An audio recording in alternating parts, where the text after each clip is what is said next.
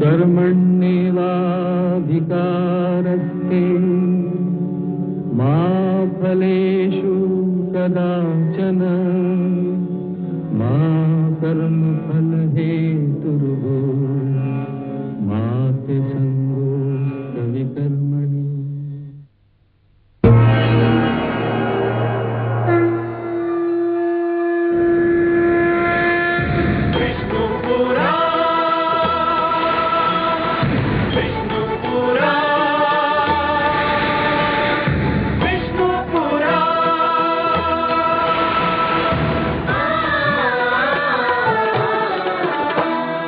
जीव ज्ञान ब्रह्म ज्ञान अथ श्री विष्णु पुराण ओम की कथा महान जय श्री विष्णु पुराण विष्णु पुराण विष्णु पुराण विष्णु पुराण प्रगटे कब तीन लोक जन्म मृत्यु हर्ष शोक पृथ्वी जल वायु गगन प्रकृति कब ज्योत अगन इस पुराण में है निहित जप तप और योग ध्यान विष्णु पुराण विष्णु पुराण विष्णु पुराण।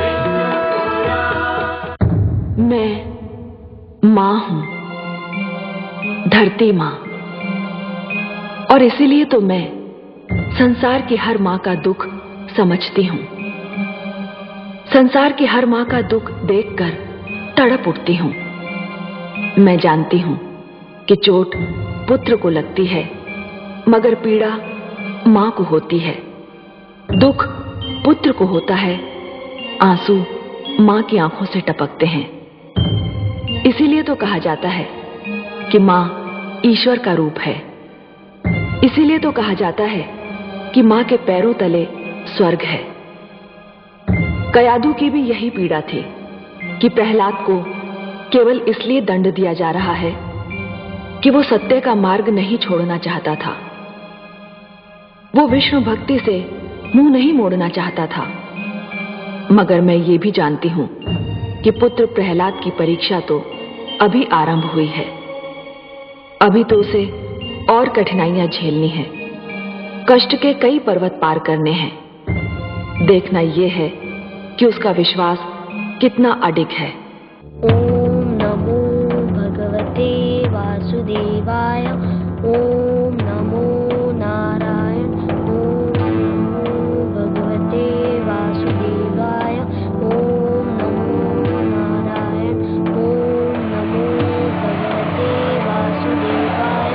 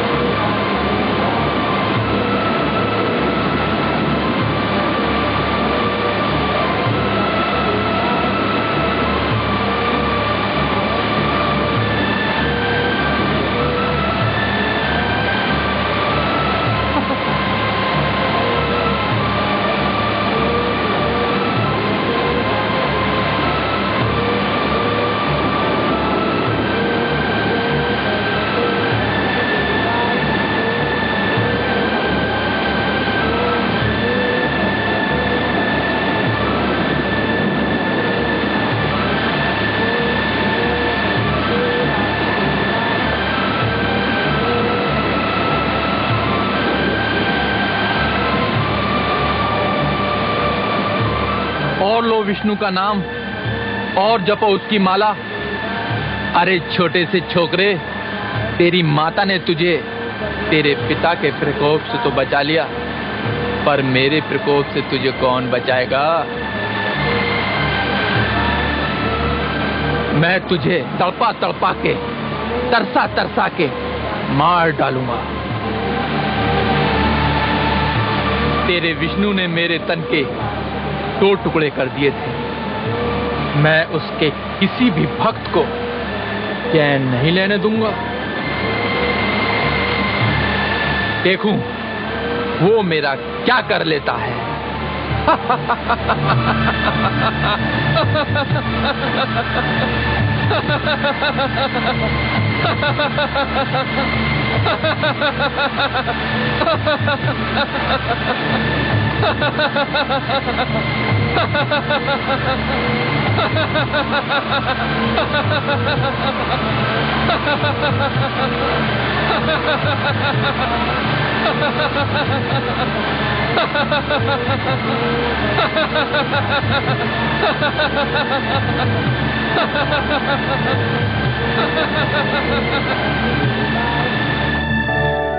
देखा आपने कमल नयन, स्वर भानु आपकी शक्ति को ललकार रहा है।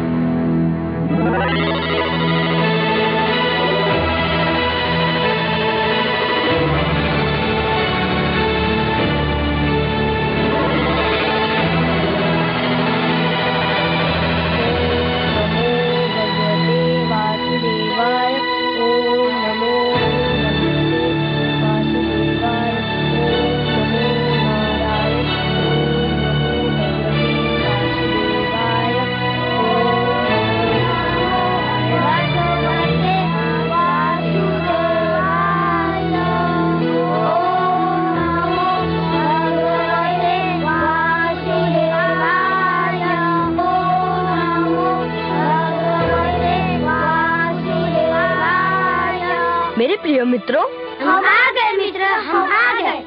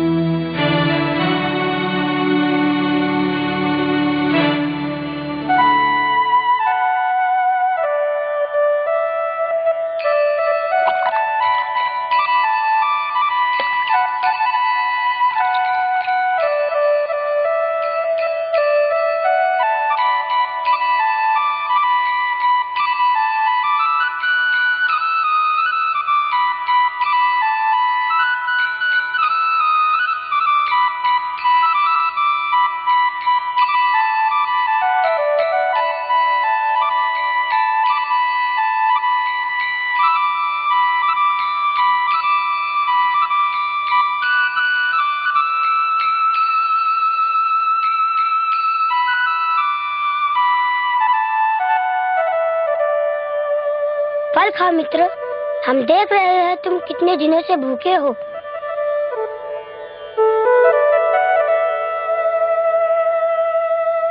रुक क्यों गए, खाओ ना। नहीं मित्र, मैं ना खा सकूंगा। क्यों?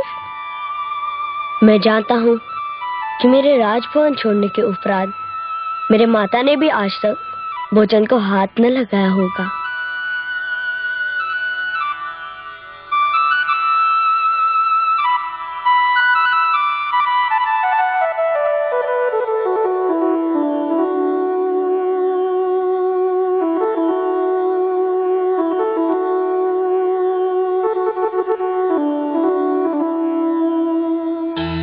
नारायण नारायण। देवर्षि, कहाँ है मेरा पुत्र? कैसा है वह? पुत्री, तुम्हारा पुत्र इस समय सत्य मार्ग पर है और सर्वथा वैसा ही है जैसा सत्य मार्ग का पथिक होता है। तुम उसकी चिंता मत करो। मैं तो केवल यह कहने आया हूं कि तुम अब भोजन कर लो। कैसे कर सकती हूँ मैं भोजन, जबकि मेरा पुत्र भूखा प्यासा होगा? कौन देगा उसे अन्न जल? वह तो उसे प्रकृति ने दे भी दिया है, पर तुम तो जानती ही हो पुत्री कि तुम्हारा पुत्र कैसा हठी है। वह उस समय तक अपने मुख में अन्न का एक दाना भी नहीं डालेगा जब तक उसकी मां भोजन नहीं कर लेती। यदि तुम चाहती हो कि वह भूखा न रहे तो जाओ, भोजन कर लो।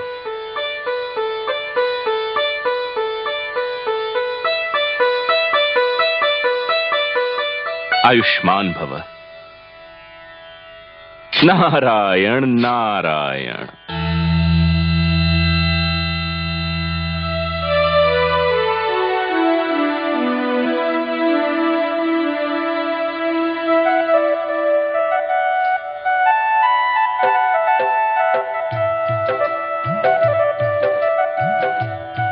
अरे अभी तो तुम कुछ भी खाने को तैयार नहीं थे, अभी बिना किसी के कहे खा रहे हो? क्योंकि मेरी माता भी भोजन कर रही है। तुम्हें कैसे पता चला?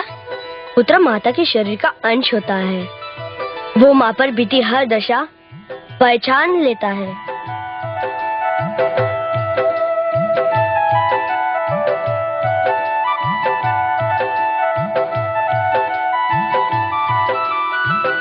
धन्यवाद मित्रों, तुमने आकर बहुत उपकार किया। अब हम तुम्हारे संग ही रहेंगे। फिर तुम्हारी शिक्षा का क्या होगा? नहीं चाहिए हमें वो शिक्षा जो वहाँ दी जाती है। परंतु ये भी सोचा है, तुम्हारे इस प्रकार गुरुकुल से चले आने के कारण हमारे गुरुजन शंडा और अमर का क्या होगा? हम क्या जाने, हमें इसकी चिंता भी नहीं है। नहीं मित्रों, यह तो कोरा स्वार्थ है। गुरु चाहे जैसा हो, गुरु है, आदर के योग्य है। गुरु तो पिता समान होता है, ईश्वर समान होता है।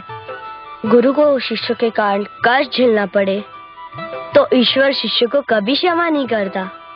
तुम लोगों के भागाने से महाराज हिरण्यकश्यपु अपना सारा क्रोध हमारे प्रिय गुरुजन पर उतारेंगे, और उसके लिए ना मैं तुमको क्षमा करूंगा ना अपने आप को। हम तुम्हारे पास इसलिए आए हैं कि तुम्हें कष्ट ना हो, तुम स्वयं को अकेला ना समझो। तुम्हारे आने से मुझे ज्ञात हो गया कि अब मैं अकेला नहीं हूँ, पर यदि तुम गुरुकुल ना लौटे तो मुझे बहुत दुख होगा। यदि मुझे सुख देना चाहते हो तो जाओ, गुरुकुल लौट जाओ, मैं तुमसे वहीं आकर मिलूंगा।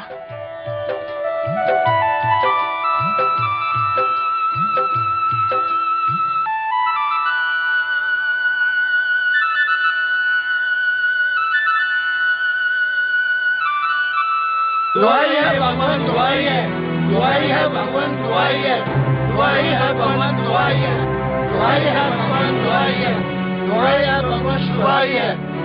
क्या हुआ? क्या हमारी प्रिय प्रजा को किसी ने सताने का साहस किया है या किसी दुष्ट ने उसे कष्ट पहुंचाया है? हे प्रियजनों, आप किस बात की दुहाई दे रहे हैं? हे भगवान, हम पर घोर विपदा आन पड़ी है। सर्वशक्तिमान हमारे पुत्र गोकुल छोड़कर चले गए हैं। तो क्या गुरुकुल के प्रबंधकों ने विद्यार्थियों पर शिक्षा का इतना बोझ लाद दिया कि वे घबराकर वहां से भाग गए? ऐसा भी नहीं है भगवान। तो फिर क्या कारण है उनके गुरुकुल छोड़कर जाने का? वे अपने मित्र राजकुमार प्रहलाद को खोजने निकल गए हैं और उनका कुछ पता नहीं है। राजकुमार प्रहलाद की खोज में क्या उन्हें ज्ञान नहीं कि राजकुमार प्रहलाद राजद्रोही है? क्या उन्हें ज्ञान नहीं कि जो भी इसका साथ देगा वो मेरी दृष्टि में अपराधी है?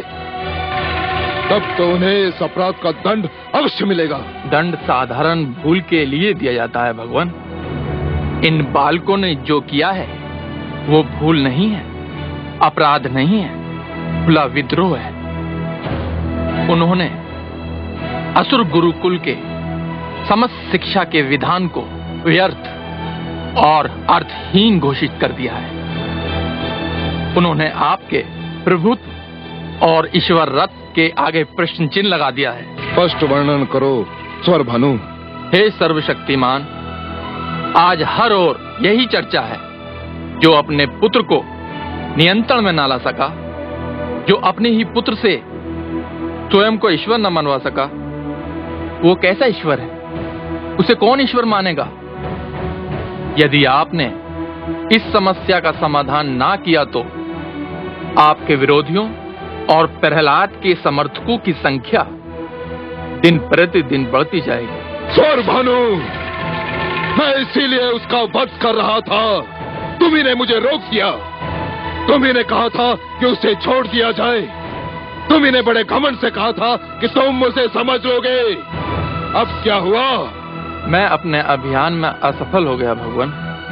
मैंने सोचा था कि वो मेरे द्वारा पहुंचाई जाने वाली विपदाओं को झेल नहीं पाएगा। मैं उसे भूख प्यास से तड़पा तड़पा कर मार दूंगा। किंतु ना जाने वो किस धातु का बना हुआ है। सारी विपदाएं झेल गया, किंतु उसने विष्णु का नाम लेना नहीं छोड़ा। मैं जानता था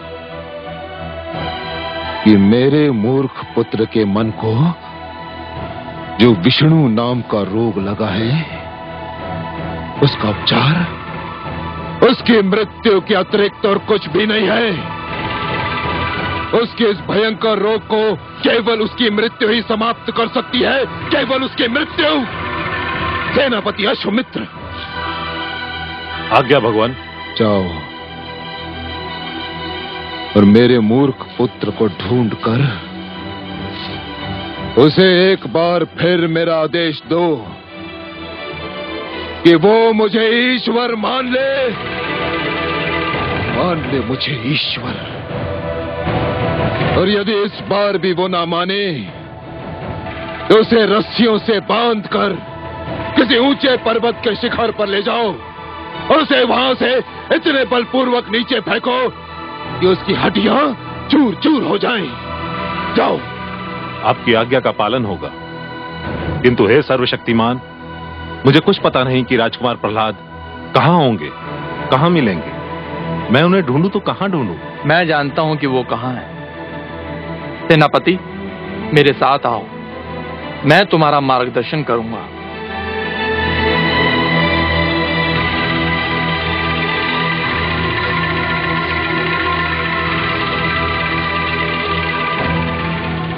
हे प्रियजनों, तुम्हारे पुत्रों को तुम्हारे पास पहुंचाना तुम्हारे भगवान का उत्तरदायित्व है। तुम्हारे पुत्र तुम्हें मिल जाएंगे। भगवान हिरण्यकशिपु की, भगवान हिरण्यकशिपु की, भगवान हिरण्यकशिपु की, भगवान हिरण्यकशिपु की, भगवान हिरण्यकशिपु की, भगवान हिरण्यकशिपु की, भगवान हिरण्यकशिपु की, भगवान हिरण्यकशिपु की।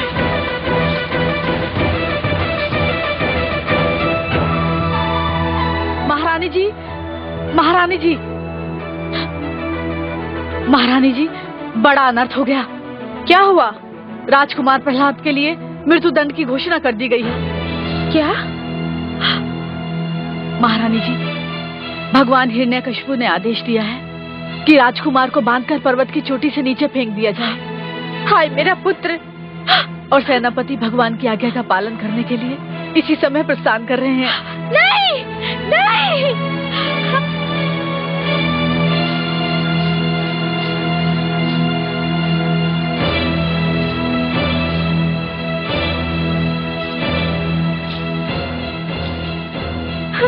चलो सारथी। ठहर जाओ, तुम लोग मेरे पुत्र का वध नहीं कर सकते। हम विवश हैं महारानी, हमें अपने भगवान की आज्ञा का पालन करना ही होगा। आप हट जाइए। नहीं हटूंगी। तुम्हारा ये रथ मेरे शरीर को कुचल कर यहाँ से आगे बढ़ सकता है। हट जाइए, हट जाइए, हट जाइए। अश्वमित्र के मार्ग से हट जाइए महारानी। नहीं महाराज, मेरे पुत्र पर दया कीजिए। उसे क्षमा कर दीजिए। उसे आपने अपने राजमहल से तो निकाल ही दिया है, आप उसे अपनी दीनहीन दशा पर छोड़ दीजिए महाराज। उसे क्षमा कर दीजिए। नहीं, कदापि नहीं महारानी। उसे छोड़ना अपने ईश्वरत से हाथ धोना होगा। नहीं। आप हट जाएं। नहीं। महारानी को राजभवन ले जाओ। नहीं महाराज, मेरे पुत्र को क्षमा कर दीजिए। नहीं महाराज, क्षमा कर दीजिए उसे, क्षमा कर दीजिए। अश्वमित्र, आज्ञा का पालन हो। जो आज्ञा भगवान। चलो सारथी।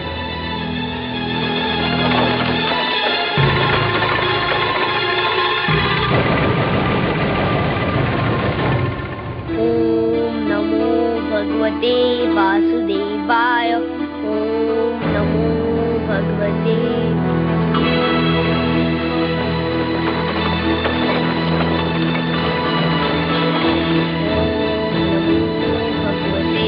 वासुदेवाय।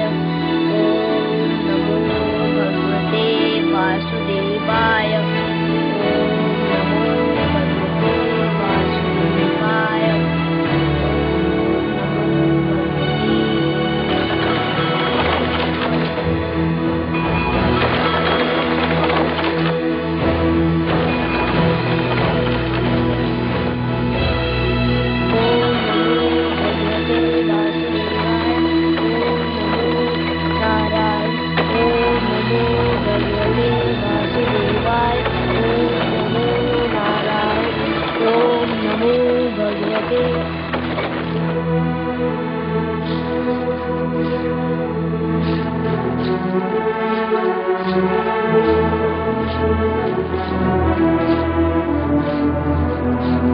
राजकुमार प्रहलाद।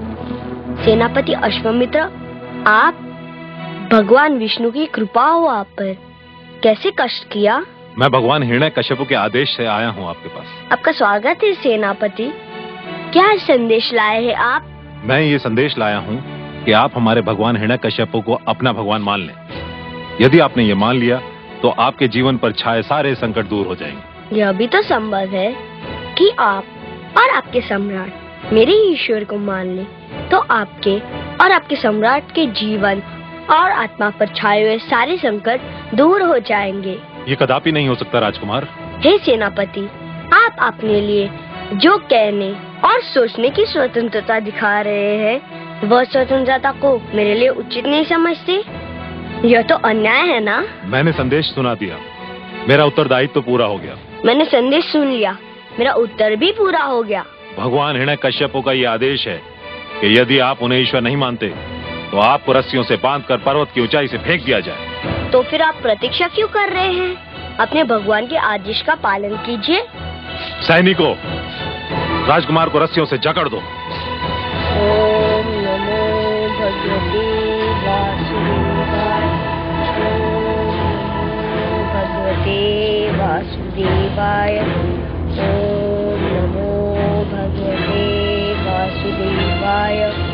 ओम नमो भगवते वासुदेवाय। ले चलो इन्हें। ओम नमो भगवते वासुदेवाय। हे कमल नयन, ये कैसा अनर्थ हो रहा है? एक नन्हे से बालक को मृत्यु दंड। दुष्ट हिरण्यकश्यपु ने पुत्र प्रहलाद को पर्वत से नीचे फेंक देने का आदेश दिया है और धूर्त सेनापति अश्वमित्र उस आदेश का पालन करने जा रहा है। हाँ महादेवी, मूर्ख हिरण्यकश्यपु ने जब से स्वयं को ईश्वर घोषित किया है, समझने लगा है कि प्राणियों का जीवन और मरण उसी के हाथ में है।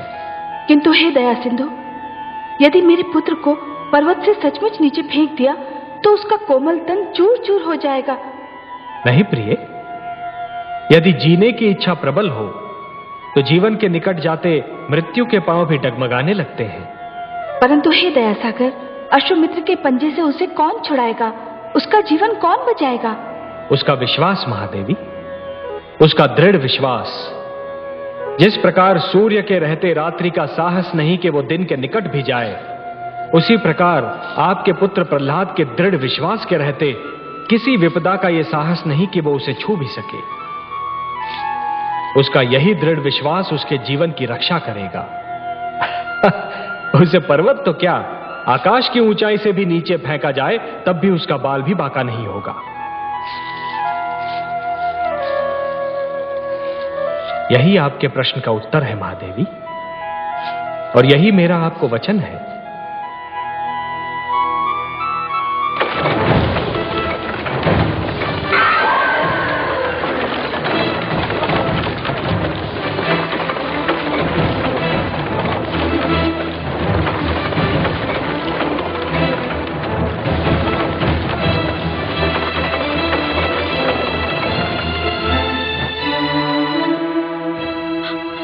विष्णु, अब तुम ही कुछ करो। मेरा पुत्र तुम्हारे नाम पर न्योछावर हो रहा है, उसे तुम्हारा नाम लेने का दंड दिया जा रहा है। मैं क्या करूं? क्या करूं मैं? नारायण नारायण। हे देवर्षि, मैं क्या करूं? मेरे लक्ष्मीपति को पुकारो, उनसे सहायता मांगो। मैं कहां जाकर उन्हें पुकारूं? मेरे स्वामी ने तो उनके सारे मंदिर ध्वस्त कर दिए हैं। मैं कहां जाकर विष्णु से अपने पुत्र का जीवन बचाने की मांग करूं? पुत्री, मेरे लक्ष्मी नारायण को पुकारने के लिए किसी मंदिर में जाने की आवश्यकता नहीं है। वे तो सर्वव्यापक हैं, हर ओर रमते हैं, हर कण में बसते हैं। तुम्हारे पति ने यदि मूर्खतावश उनके मंदिर उजाड़ भी दिए हैं, तो भी एक मंदिर तो ऐसा है ही जिसे कोई नहीं उजाड़ सकता। कहाँ है वह मंदिर देवर्षि? तुम्हारे मन में पुत्री। मन का मंदिर तो मेरे नारायण का सबसे प्रिय बसेरा है, उन्हें यही मंदिर प्रिय है। निराश मत हो पुत्री, उन्हें अपने मन से पुकारो, वो तुम्हारी पुकार अवश्य सुन लेंगे। नारायण नारायण। हे लक्ष्मीपति, हे दया निधान, हे कृपा सागर, मेरे पुत्र अपने भक्त प्रहलाद की रक्षा करो। ओम नमो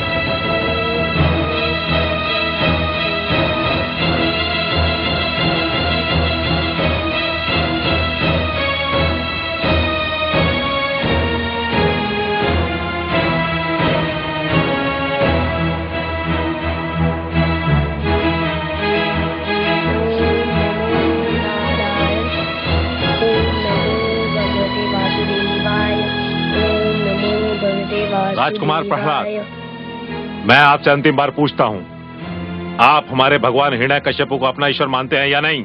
हे सेनापति अश्वमित्र, मैं तुम्हारे इस प्रश्न का उत्तर एक बार नहीं अनेकों बार दे चुका हूँ और फिर देता हूँ।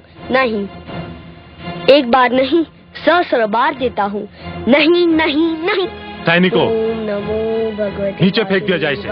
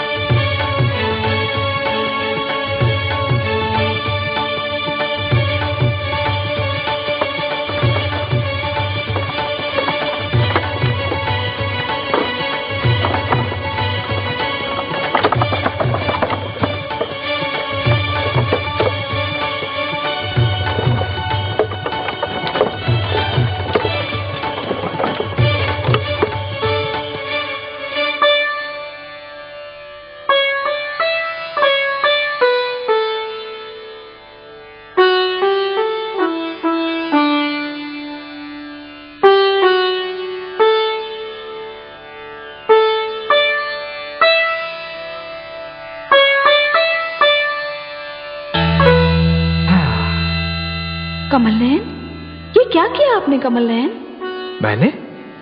मैंने क्या किया देवी? आप ही की इच्छा थी कि आपके पुत्र प्रहलाद के प्राणों की रक्षा की जाए। मैंने सदा की भांति आपकी इच्छा का आदर किया, उसके प्राणों की रक्षा की।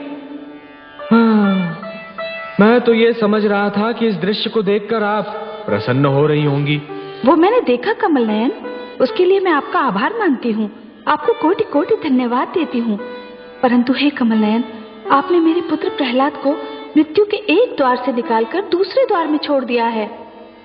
महादेवी, आप नित्य कहती हैं कि मेरी बातों का रहस्य मेरे अतिरिक्त कोई नहीं जान सकता, पर आज मुझे यह कहने दीजिए कि आप जो कह रही हैं ना, उसका रहस्य मेरी भी समझ में नहीं आ रहा। आप कहना क्या चाह रही हैं, कृपया स्पष्ट तो कीजिए महादेवी। आपको पता है जिस बैलगाड़ी पर आपने पुत्र प्रहलाद को उतारा वो किस दिशा में जा रही थी? हर यात्रा की कोई ना कोई दिशा अवश्य होती है महादेवी, पर हाँ, मैंने उस गाड़ीवान से ये नहीं पूछा कि वो कहाँ जा रहा था। मेरा विचार था कि वो उचित भी नहीं था। पर महादेवी, इसके लिए तो हम आपसे क्षमा चाहते हैं। आपको पता है वो कहाँ गया? जानती हूँ कमल नयन, इसीलिए तो मुझे घबराहट हो रही है। क्यों? वो गाड़ीवान एक किसान था और हिरण्यकश्यपु के अन्न भंडार के लिए अनाज ले जा रहा था। अच्छा? हाँ कमल नयन, और यही सोच सोच के मैं घबरा रही हूँ कि अनाज के साथ साथ पुत्र प्रहलाद भी हिरण्यकश्यपु के भंडार पहुँच जाएगा और मेरे पुत्र को जीवित पाकर दुष्ट हिरण्यकश्यपु क्रोधित हो जाएगा।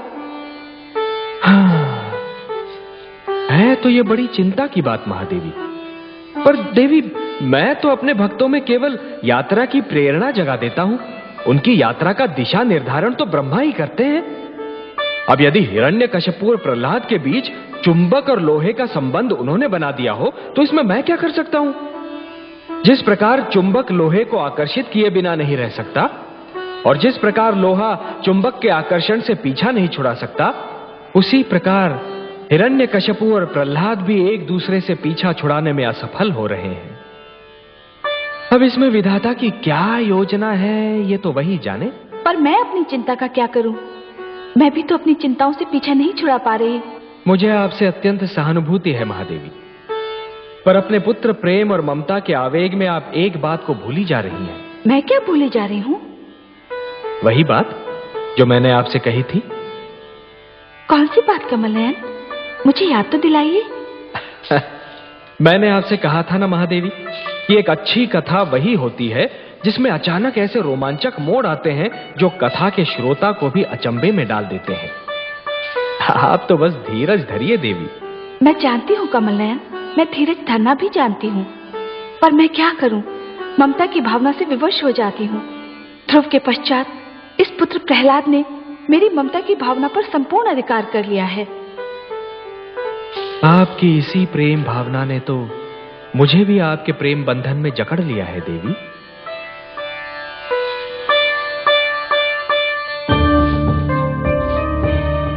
अश्वमित्र कहाँ रह गया? अभी तक नहीं आया। कहीं ऐसा तो नहीं कि प्रहलाद के बदले स्वयं उसी को मृत्यु आ गई हो? नहीं। क्या वो भूल गया कि मैंने उसे आदेश दिया था कि प्रहलाद की मृत्यु का समाचार शीघ्र अतिशीघ्र मुझे सुनाए?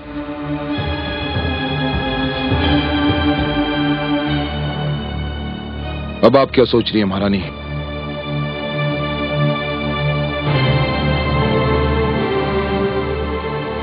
मैं ये सोच रही थी, क्या इतिहास ने आपसे पहले कोई ऐसा पिता देखा होगा जो अपने ही पुत्र की मृत्यु का समाचार सुनने के लिए इतना व्याकुल है? पुत्र कहाँ था वो मेरा? बैरी था, शत्रु था वो मेरा। था से क्या अर्थ है आपका स्वामी? था क्यों कह रहे हैं आप? हाँ, इसलिए कह रहा हूं महारानी कि मुझे पूर्ण विश्वास है कि वो अब तक मृत्यु को प्राप्त हो चुका होगा। नहीं, नहीं, नहीं।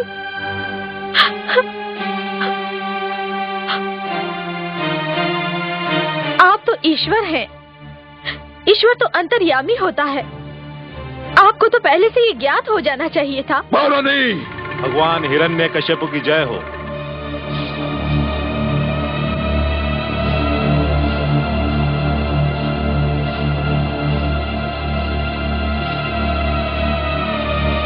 क्या हुआ सेनापति अश्वमित्र? भगवान, मैंने आपके आदेश का पालन कर दिया।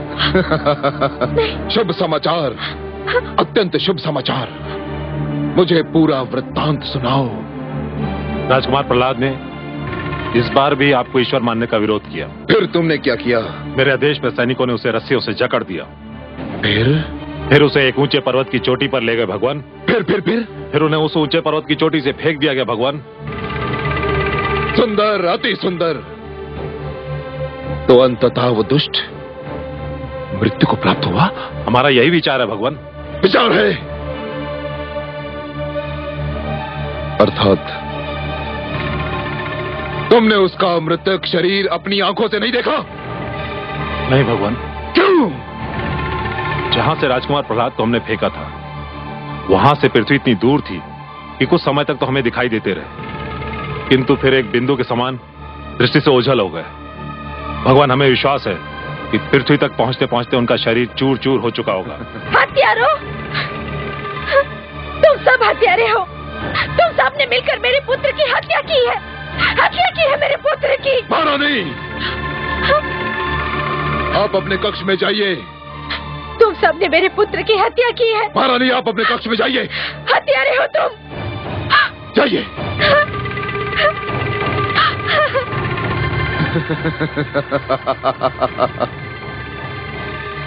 मारा गया, मारा गया।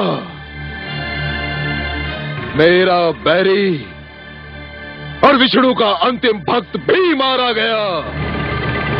अश्वमित्र, सारे राज्य में घोषणा कर दो कि मैंने अपने पुत्र को राजद्रोह के अपराध में मृत्यु दंड दे दिया। इस संसार को भी बता दो कि मैंने न्याय की मर्यादा के लिए अपने पुत्र के भी प्राण ले लिए।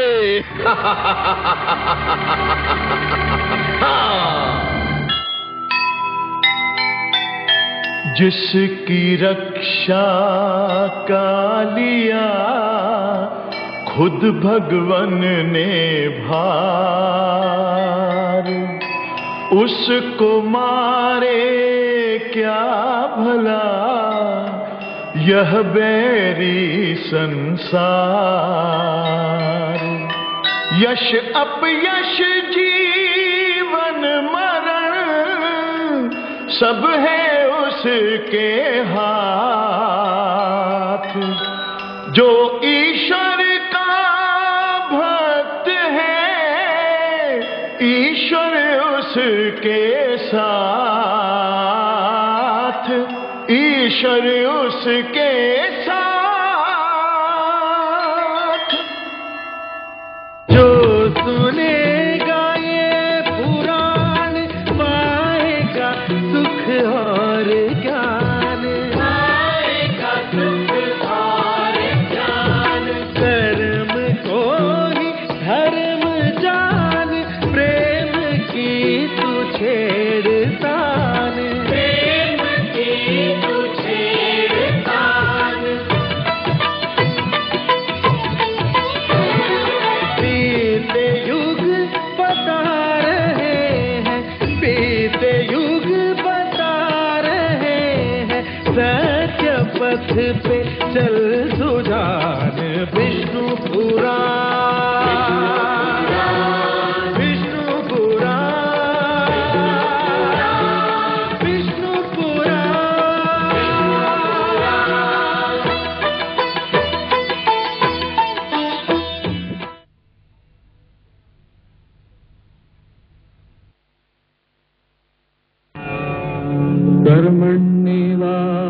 कर्मण्येवाधिकारस्ते मा फलेषु कदाचन, मा कर्मफलहेतुर्भो मा ते सङ्गोऽस्त्वपि कर्मणि।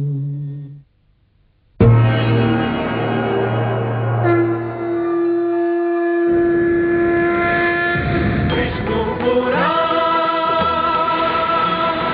विष्णु पुराण।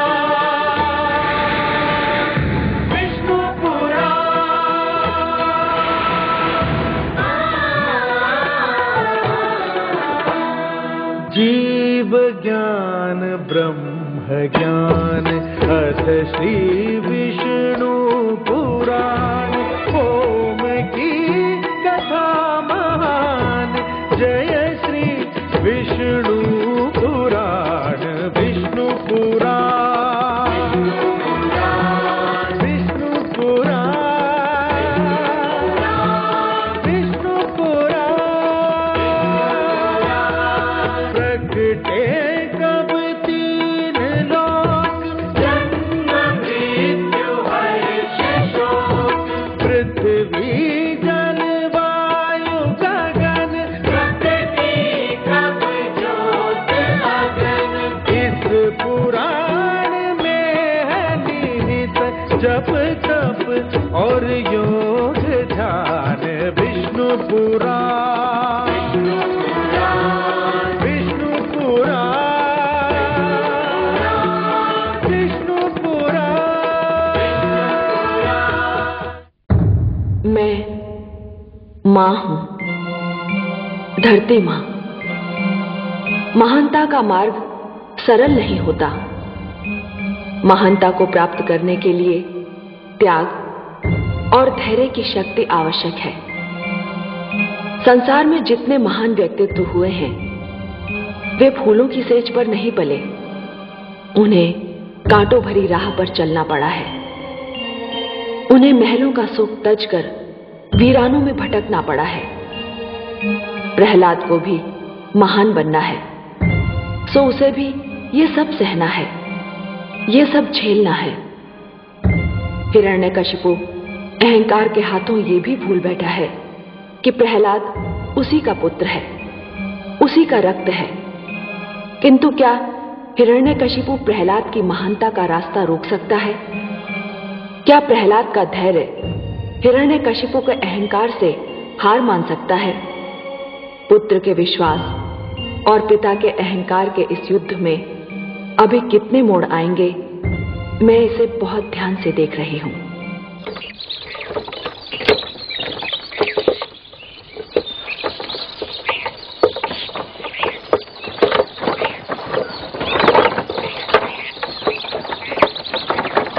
क्या ले जा रहे हो?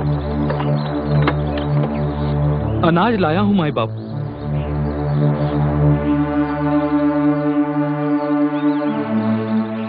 हे बालक, कौन है तू?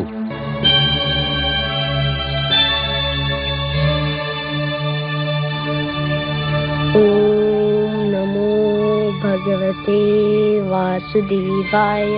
ये तुम्हारी गाड़ी में कैसे आए? मुझे कुछ पता नहीं। ये बालक मेरी गाड़ी में कहां से आया, कैसे आया, मुझे कुछ मालूम नहीं। क्या तुम जानते नहीं? ये राजकुमार प्रहलाद हैं। तुमने इन्हें शरण देकर जघन्य अपराध किया है।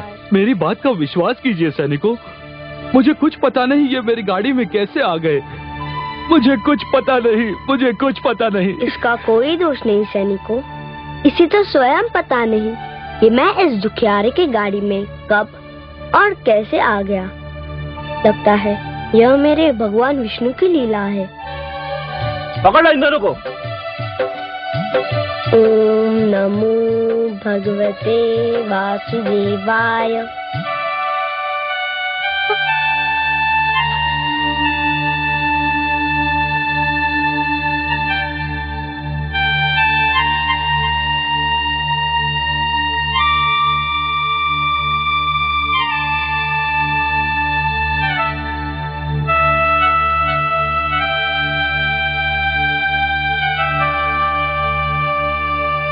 महारानी जी, महारानी जी, महारानी जी, बहुत शुभ समाचार है।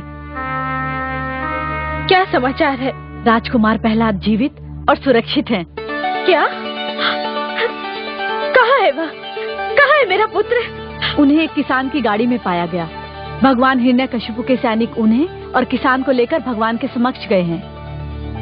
तो फिर क्या लाभ? वे उसे फिर मार डालने की चेष्टा करेंगे। परंतु ये क्या कम है महारानी कि राजकुमार के प्राण बच गए हैं। ऊंचे पर्वत से गिरकर कौन बचता है? तू सच कह रही है चित्रा। अब मुझे भी अपने पुत्र के विश्वास पर विश्वास होने लगा है। मेरा पुत्र सच्चा है। मुझे उसके पास जाना चाहिए, मुझे उसके पास जाना चाहिए।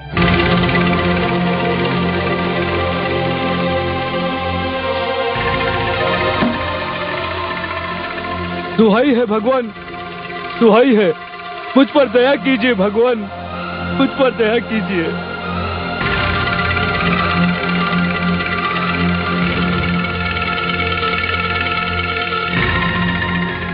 हे सर्वशक्तिमान, देखिए ये सैनिक मुझ पर कैसा अन्याय कर रहे हैं। मुझे पता नहीं मेरी गाड़ी में ये बालक कब और कैसे आया, और ये लोग कह रहे हैं कि ये आपका पुत्र राजकुमार प्रहलाद है, और मैंने इसे शरण देकर जघन्य अपराध किया है। मुझ पर दया कीजिए भगवान, मुझ पर दया कीजिए, दया कीजिए भगवान, मुझ पर दया कीजिए।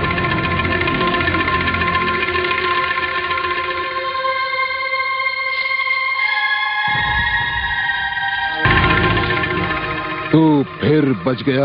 हाँ पिताश्री, आपका आशीर्वाद है। कैसे बच गया तू? इसलिए पिताश्री, क्योंकि मारने वाले से बचाने वाला अधिक बड़ा होता है। मुझे मेरे भगवान विष्णु ने बचा लिया। दुष्ट, ये जान ले, भली भांति जान ले कि यदि तेरे विष्णु की यह इच्छा है कि तू मरने न पाए, तो मेरा यह संकल्प है कि तू जीवित न रहने पाए। देखता हूं कब तक तेरा विष्णु तुझे बचाता है, कब तक। पुत्र, मेरा पुत्र, पुत्र, पुत्र, मेरा पुत्र। सेनापति अश्वमित्र, आज्ञा भगवान। इस कृषक को मुक्त कर दिया जाए, इसका कोई दोष नहीं। भगवान हिरण्यकशिपु की जय।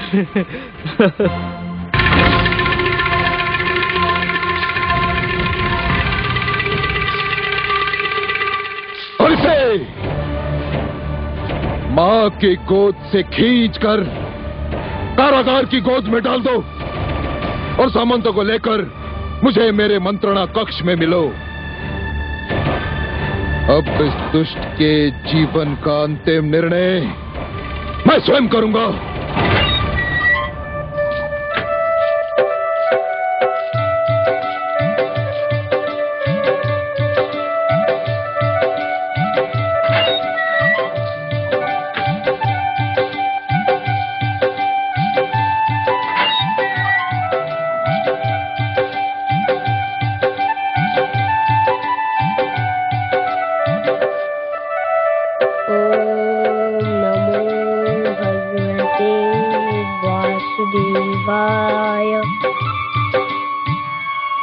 देख लिया आपने क्या किया हिरण्यकशिपु ने। मैं कह रही थी कि पुत्र प्रहलाद को जीवित देखते ही दुष्ट हिरण्यकशिपु क्रोधित हो जाएगा। आप तो जानती हैं महादेवी कि जिस प्रकार बिच्छू की प्रवृत्ति होती है डंक मारना, उसी प्रकार एक दुष्ट दुष्टता के बिना नहीं रह सकता। हिरण्यकशिपु अत्याचार के अतिरिक्त और कर भी क्या सकता है देवी? और आप कह रहे थे कि आपने मेरे पुत्र के प्राणों की रक्षा की है, उसे पर्वत से नीचे गिरने से बचा लिया है। यह भी तो संभव है देवी कि अब प्रहलाद की कथा और भी रोचक हो जाए। कथा तो अब इस मोड़ पे है कि दुखियारी कयाधु का दुख बढ़ता ही जा रहा है।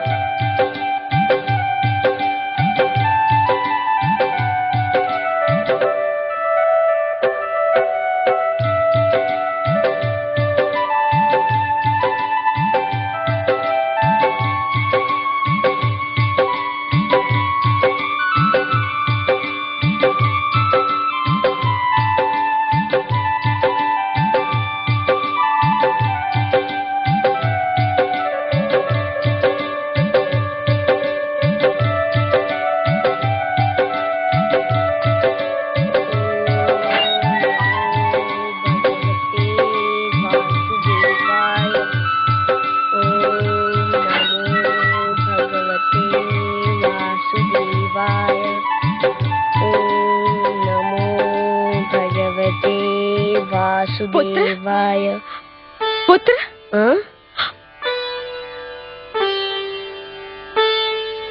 माते आप हाँ पुत्र।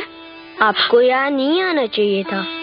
यदि पिताश्री को पता चल गया तो वो तुम पर क्रोधित होंगे। क्या करूं पुत्र, मेरे तो प्राण संकट में है। पति की क्रोध की भी चिंता है और पुत्र का प्रेम चैन नहीं लेने देता। पुत्र, क्या तुम्हें अपने जीवन से प्यार नहीं? क्यों नहीं माते, जीवन तो ईश्वर का सबसे अनुपम उपहार है। जीवन किसे प्यारा नहीं होता। जीवन में सबसे प्यारा स्वयं जीवन ही होता है। तो फिर तुम मान क्यों नहीं लेता? क्या मान लूं माते? जो तेरे पिताजी चाहते हैं, जिसके कारण वे तेरे जीवन के बैरी बन गए हैं। माते, वे जो कहते हैं, जो मनवाना चाहते हैं, उसका संबंध केवल जीवन से नहीं विश्वास से है। विश्वास जीवन से भी महान होता है। जो जीवन बचाने के लिए विश्वास बदल देते हैं, उनसे बड़ा कार्य कोई नहीं होता। और तुम्हारा पुत्र कायर नहीं है माते। उसके शरीर का रक्त तुम्हारे पवित्र दूध से बना है। तुम मेरी चिंता मत करो, मेरे विश्वास पर विश्वास रखो। मुझे मारने जिलाने की शक्ति केवल ईश्वर के हाथों में है। यही तो देवर्षि ने शिक्षा दी थी।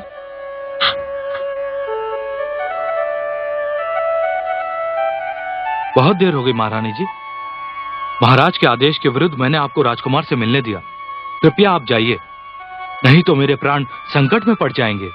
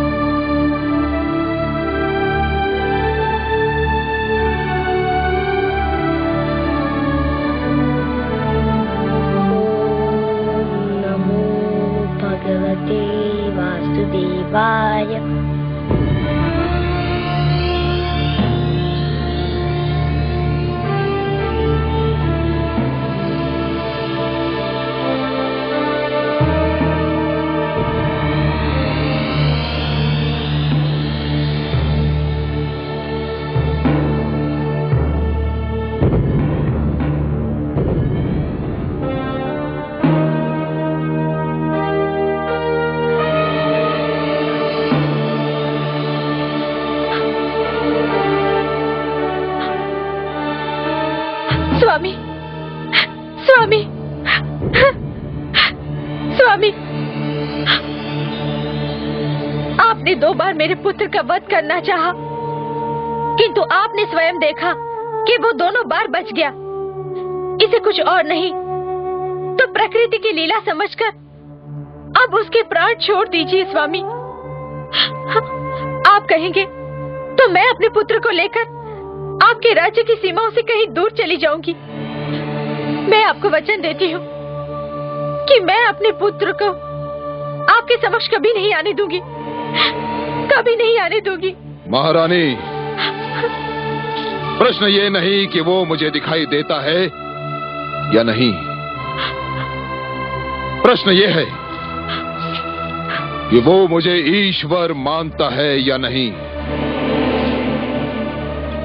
या मेरी भांति विष्णु को अपना बैरी बनाता है या नहीं। यदि वो ये नहीं मानता और ऐसा नहीं करता तो उसका अस्तित्व मेरे लिए संकट है, और जो भी मेरे लिए संकट बनेगा उसे जीने का कोई अधिकार नहीं। महारानी, उस पर नहीं तो मुझ पर दया कीजिए स्वामी। पिता को पुत्र पर दया नहीं आती